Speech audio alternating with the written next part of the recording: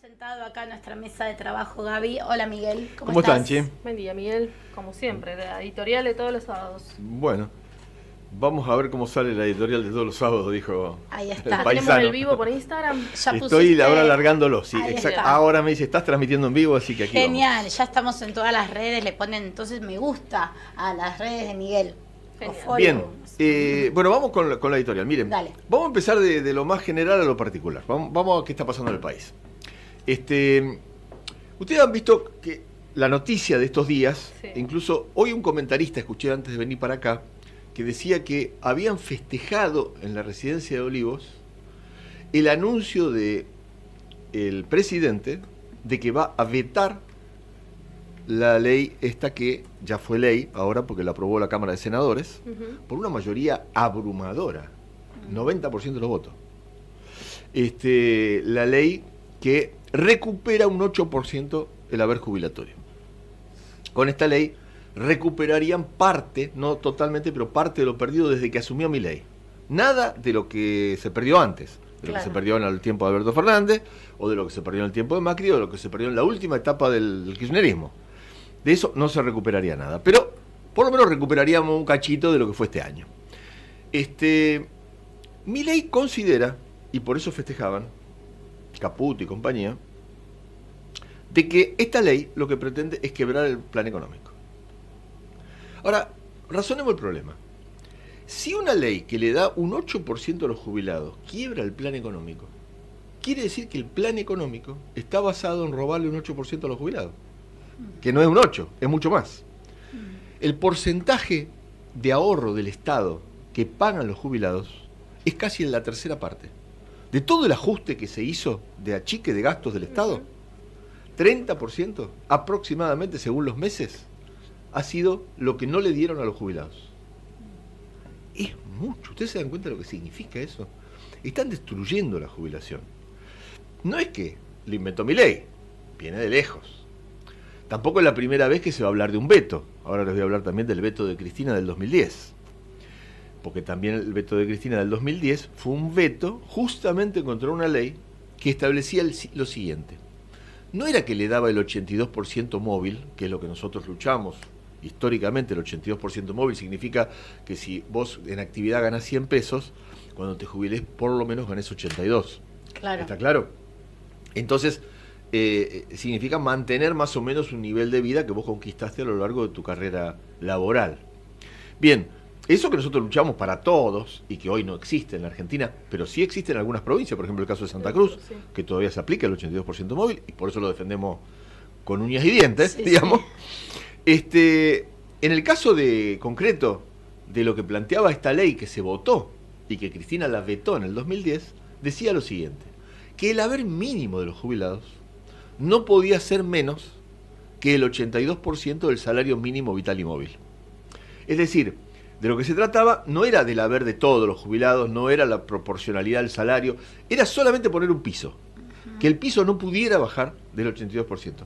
¿Y qué dijo Cristina en el 2010 cuando lo vetó? Quieren quebrar el plan económico. Y como Milei. Igual. Es impresionante, porque hasta Sí, el sí. mismo discurso.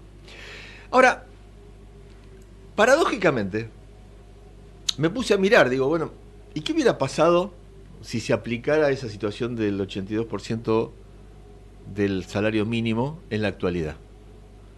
Vos sabés que si se aplicara el 82% del salario mínimo, las jubilaciones estarían más bajas todavía de lo que están.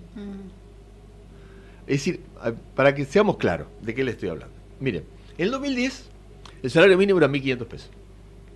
La jubilación mínima eran 872. Era el 55% del salario mínimo vital y móvil. Hoy han destruido tanto el salario mínimo vital y móvil, pero tanto, que hoy el salario mínimo vital y móvil está en 262.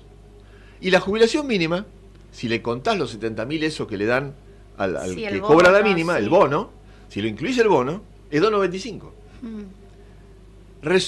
Resulta de lo cual el salario mínimo hoy es menos que la jubilación mínima. Dicho de otra manera, si vos tenés todos los números que demuestran de que la jubilación fue destruida y que hoy la jubilación vale por lo menos 40% menos de lo que valía en el 2015, ¿qué queda para el salario mínimo vital y móvil? Se cayó todavía mucho más el salario mínimo vital y móvil que lo de los jubilados. La destrucción del salario en la Argentina, especialmente de aquellos sectores que están vinculados al salario mínimo vital y móvil, que es toda la gente que trabaja en negro, que changuea, que tiene como punto de referencia ese salario de porquería, porque es un salario de hambre finalmente, el salario mínimo vital y móvil no es otra cosa, lo han reducido hasta el extremo más extremo de abajo. Bueno, resumen, lo que quiero decir es esto, no solo que está planteado el problema de la destrucción de las jubilaciones, sino en general de la destrucción del salario y de las jubilaciones, de las dos cosas. Volviendo a la cuestión del veto, es muy importante esto del veto, porque lo del veto plantea una declaración de guerra contra los jubilados. Es una declaración de guerra. Es como decir, redoblamos la apuesta. Porque ¿cuál es el problema que tiene Milei económicamente? Tiene el siguiente problema. Milei no tiene dólares. Para que no le suba el dólar está vendiendo dólares. Y cada vez tiene menos. Los números hoy están 5.000 millones abajo. Es decir, 5.000 millones de reservas negativas. El Banco Central está utilizando 5.000 millones que no son de ellos, porque, o sea, está debiendo 5.100 millones que se los gastó, que son de depósitos de los particulares. Esto, bueno, llegó en el caso de Massa a más, pero ellos se habían ufanado en los últimos meses de que habían logrado casi llegar a estar 1.000 millones abajo nomás. Y ahora están 5.000 millones abajo. El plan económico de Milei está en una crisis terrible, porque si él devalúa la moneda, se va todo el demonio. Incluso algunos de los asesores de un tal Arriazu, por ejemplo, de los que tienen llegada con Milei, ha dicho lo siguiente: si devalúas, se acaba todo. Se va al demonio la inflación de nuevo y se acabó tu gobierno. Entonces los tipos están atados para tratar de sostener la única cosa que pueden mostrar como algún tipo de logro, que es haber bajado los índices de inflación, a mantener esta relación con el dólar de no devaluar la moneda. Pero vos, para no devaluar la moneda, tenés que tener dólares. Cosa que no tienen. Y no tienen. Y no tienen esperanza de tenerlos, porque los préstamos solamente lo tendría que salvar un gran préstamo. El Fondo Monetario no se lo está dando. No. La posibilidad de que gane Trump ahora está cuestionada porque Kamala Harris está subiendo las encuestas y todo parece indicar que si esto sigue así, Trump no gana. Incluso si gana Trump, tampoco es seguro que le vaya a prestar. En definitiva, el gobierno está en un pantano, está remando en dulce de leche y no tiene una perspectiva de salida frente a esto. ¿Qué dice Arriazu, este comentarista? Le dice, mirá, no podés devaluar, se va todo el demonio. No vas a conseguir dólares. ¿Qué te queda? Hacer una motosierra todavía 3 veces peor. Y ojo, compañeros, y esto lo quiero plantear porque sé que muchos compañeros que luchan nos están escuchando, pensemos lo que se viene en la Argentina. Porque una de las formas que puede adquirir el gobierno de Milei en su desesperación de mantenerse, y el veto puede ser el primer paso de esa decisión, es ir todavía peor con despido, con cierre de sectores, con achicamiento del salario, con achicamiento de las jubilaciones. Endurecer muchas más las medidas que ya justificar tomando. Que la crisis que no le permite salir la paguen los laburantes de nuevo y todavía más, 2 veces más, 3 veces más. Ir a fondo con la reforma laboral, con la reforma jubilatoria, eliminar derechos y entonces tratar de que sobre esa base poder persistir. Es decir, implica un enfrentamiento fundamental entre el poder capitalista y el poder político con el pueblo trabajador. Esto le puede salir bien y ellos pueden lograr una derrota del pueblo trabajador y aplastarnos y colocarnos en una especie de semi-esclavitud. Veremos si el pueblo argentino lo acepta. Nosotros apostamos a resistir esto y somos conscientes que puede venir esta alternativa. Es decir, que en el hecho de que Milei esté empantanado, no signifique simplemente que va a seguir en un pantano así permanentemente, sino que va a agudizar sus medidas contra el pueblo trabajador. Y vamos a un gran enfrentamiento. Bueno, colocado en este pronóstico o en esta posibilidad que queremos alertar que significa defender la jubilación en Santa Cruz, que significa muchas cosas que pueden estar en riesgo con motivo de todo este plan, porque los gobernadores acompañan todo, y no por nada esta semana, ustedes estaban pasando recién el discurso mío ahí en el coso, pero van a tratar el RIGI, la próxima sesión lo aprueban, la adhesión de Santa Cruz, ¿no es cierto?, al RIGI. Bueno, hay un alineamiento general del gobierno de Vidal respecto del gobierno nacional, un alineamiento absoluto, hasta asquerosamente, porque yo les dije que no necesitaban forrear tanto, se lo dije a Boffi, que es el autor del proyecto de adhesión, que no necesitaban forrear tanto incluso para aprobarlo, porque no necesitaban poner en el proyecto que esto es lo más grande del mundo y que Santa Cruz se va para arriba y que esta es la salida históricamente y bla, bla, bla. Es decir, chuparle las medias a Milei. ¿Para qué tanto chuparle las medias? Bueno, no importa. Fuera de la anécdota, lo que importa es que la situación de Santa Cruz puede llegar a ser uno de los factores que se agraven más todavía. Porque las inversiones del RIGI, inclusive si se aprueba esto, van a demorar años, porque es muy difícil que las inversiones vengan si no se levanta el cepo. Y entonces, la única medida que va a tener Milei, que dijo el otro día, ojo que podemos llegar a crecer sin cepo, con cepo digo, él dijo, aunque esté el cepo podemos llegar a crecer igual la economía. ¿Cómo sería? Destruyendo todo, como yo les acabo de decir. ¿Se entiende? Es decir, reduciendo a la gente a la semiesclavitud y generando ganancias en el sector capitalista sobre esa base. Bueno, es una apuesta muy fuerte, es una apuesta que nos plantea un gran desafío. Ese desafío está abonado además por una decisión que se conoció anoche, que está en los medios de esta mañana, que es la siguiente. La Cámara de Apelaciones de Comodoro Rivadavia anuló las cautelares que protegían a Santa Cruz y a Tierra del Fuego del tarifazo del gas. No duró nada. No duró nada, duró nada. Protegieron poco. ¿Entendés? Entonces, caídas las cautelares, el fiscal de Estado, por ejemplo, de la provincia de Santa Cruz, que fue el que inició la causa, Sí. tiene que apelar ahora ante la Corte Suprema de Justicia. Pero mientras se espera que la Corte Suprema de Justicia se expida, y que habría que ver por qué motivo la Corte Suprema de Justicia nos va a dar una mano, no lo creo, pero mientras tanto se aplica el tarifazo. O sea que no es que la medida de apelar a la Corte suspende el tarifazo. Vos podés apelar a la Corte, pero mientras la Corte decida, tanto. vamos a tener que garpar. Por lo tanto, queremos alertar, y tendríamos que plantearlo, no tengo ahora una propuesta práctica directa para hacer, pero en los próximos días va a tener que haber una asamblea de todas las organizaciones sociales, políticas, vecinales y demás, para ver cómo armamos un movimiento de lucha contra el tarifazo. Ahora, Miguel, Esa batalla contra Milei, que yo les decía recién que se viene, puede tener una de sus primeras expresiones Sí. en la lucha contra el veto, que hay que reclamarle a la CGT un paro general, porque es vergonzoso que no haya nada, porque lo primero que tiene que decir la CGT es, vos querés vetar el aumento de los jubilados, te hacemos un paro general. ¿Cómo vamos a permitir que le robé la plata a los jubilados de forma tan escandalosa?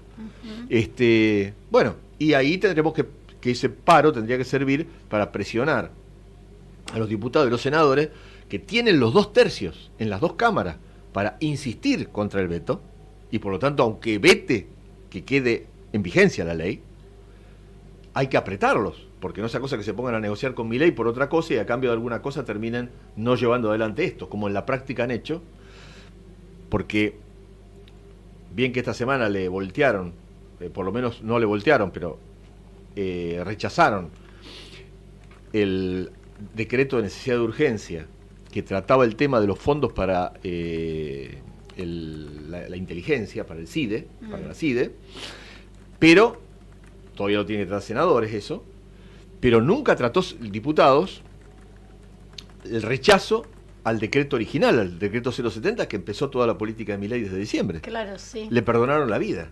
Es parte de una negociación, ¿se entiende? Es decir, que mañana pueden llegar a terminar siendo una negociación también con ese tema de los jubilados.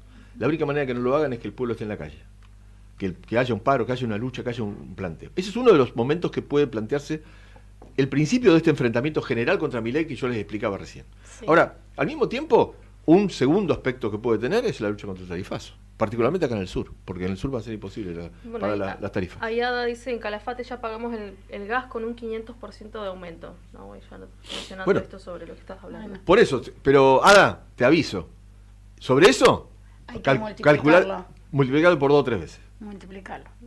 No, Miguel, esto vos que mencionabas que estuviste en la Cámara de Diputados, que pudiste hablar, Se dieron varias situaciones, ¿no? Porque incluso pareciera que se abre la Cámara de Diputados para algunos sectores como que en algún momento, o sea, estuvimos... Sí, yo les agradecí la posibilidad de hablar porque no es la situación vetado, que había ¿no? siempre, claro. La Cámara de Diputados cerrada, nadie podía entrar, nadie podía escuchar.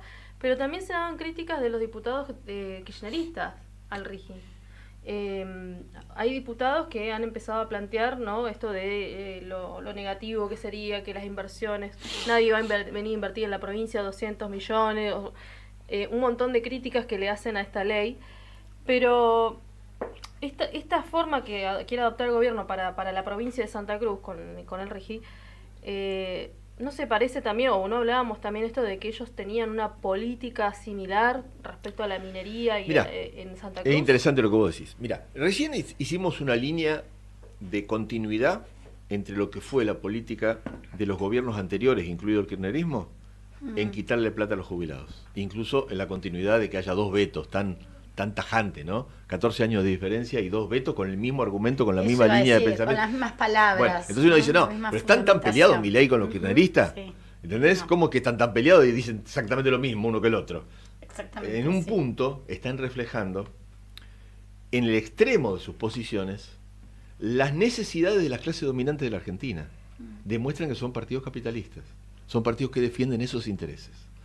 En el caso del RIGI, yo lo que expliqué ahí en mi intervención en la Cámara es lo siguiente. En la década del 90 comenzó una colonización del capital financiero sobre las riquezas naturales de Santa Cruz. Hasta ese momento el petróleo, el gas, eran explotados por empresas nacionales. Es decir, estaba YPF, estaba Gas del Estado, estaba esto. Vino Menem y Kirchner apoyándolo desde su gobernación en Santa Cruz. Kirchner asumió como gobernador, recuerdo para que son muy jóvenes, no lo saben, en 1991. Menem había asumido en el 89 la presidencia. Y entonces, en la primera parte de la década del 90 comenzó todo el proceso de privatización en general. Y como parte de ese proceso de privatización en general, a Santa Cruz le tocó pasar de un esquema muy estatal a un esquema totalmente privatizado. La YPF pasó a ser Repsol, y así, todo así. Digamos, se entregó todas las riquezas petroleras y se inició la explotación minera a cargo de multinacionales también. Yo explicaba ahí el ejemplo de Pan American Silver, por ejemplo. Pan American Silver es una empresa canadiense y de otros capitales extranjeros, un pulpo mundial de minería, no cualquiera. Ese pulpo mundial de minería, bueno, tuvo Manantial Espejo, que cerró ahora, Triton, lo que es Triton, cerca de Gobernador Gregores, y ahora compró, una vez que cerró esa empresa, cerró ese yacimiento, compró Cerro Moro, que es una que está cerca de Puerto Deseado. Y la está explotando en este momento.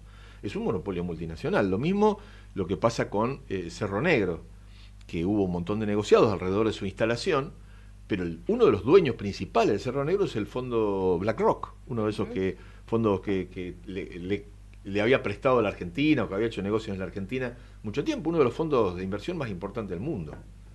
Entonces quiere decir que somos colonia del capital financiero mundial. Ahora, ¿somos colonia del capital financiero mundial? ¿Ahora? Sí, pero ya éramos en los 90. Es decir, y esto lo introdujo Kirchner. Entonces, esa continuidad de que la política capitalista en Santa Cruz, llevada por Kirchner, ahora esto la quieren llevar al cuadrado, es decir, lo mismo pero mucho más. Sí, redoblando. Bueno, fue lo que nosotros denunciamos justamente en la intervención en la Cámara. Y entonces los kirchneristas estaban contentos cuando decíamos de que no, porque Milei quiere entregar todo, pero no se pusieron tan contentos cuando dije, pero ya habían empezado a entregar los kirchneristas y hasta ahora conocemos esa entrega, la que hicieron primero los kirchneristas. Y ahora vamos a seguir la que sigue, ahora con Vidal y con... Las inversiones nunca llegaron. Con Vidal y con el otro. No, las inversiones, algunas hubo, pero no en suficiente, porque de hecho están en las mineras. ¿Se entiende? Claro, no, pero esto, ¿no? Que ellos cuando hablan un poco lo que intentan decir, bueno, no, esto es una inversión, o la gente piensa que esa inversión va a venir por el lado de lo que la falencia o la deficiencia de siempre. Va a haber más salud, va a haber más escuelas, va a haber más vivienda. No se va a reflejar en eso la inversión. Hasta ahora eso justamente no se reflejó. Lo que se reflejó es que la riqueza que se ganaron las grandes multinacionales estas que explotan la riqueza de Santa Cruz, se la han llevado toda. Y el RIGI lo que hace es multiplicar la posibilidad de que se lleven todo, incluso sin dejar los dólares en la Argentina. Se pueden llevar los dólares, ¿se comprende? Le autoriza eso.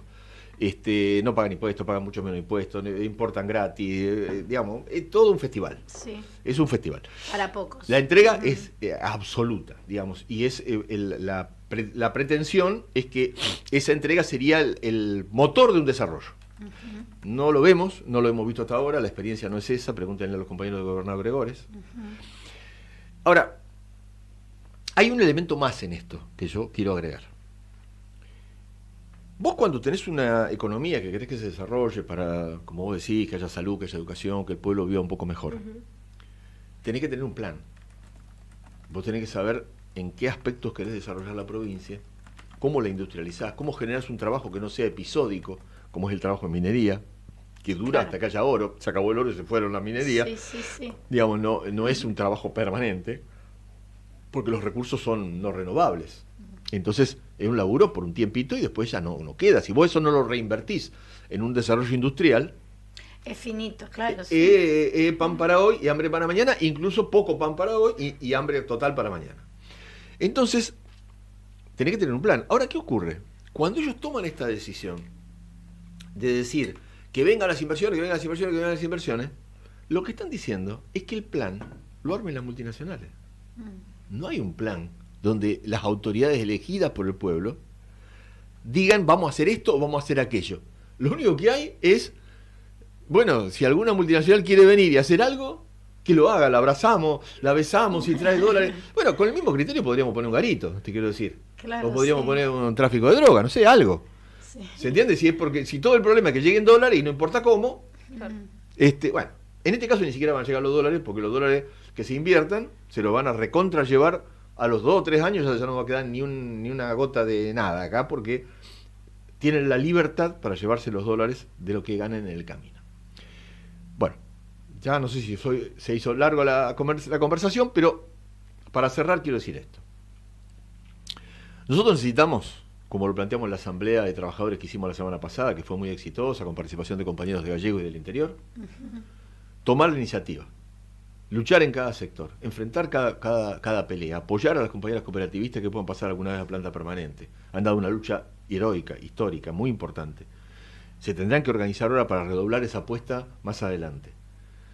El salario, defender la jubilación.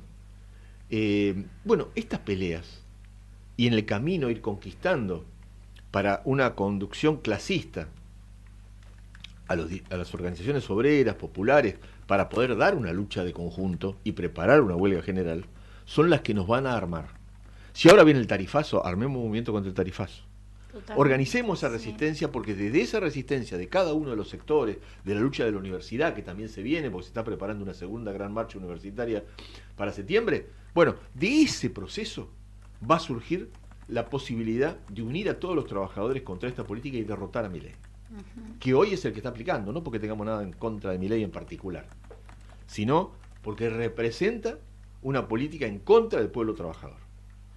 Preparemos eso, trabajemos, construyamos, estemos en cada lucha, busquemos construir nuevas direcciones sindicales que realmente quieran llevar esta pelea adelante y preparemos así una gran huelga general para derrotarlo.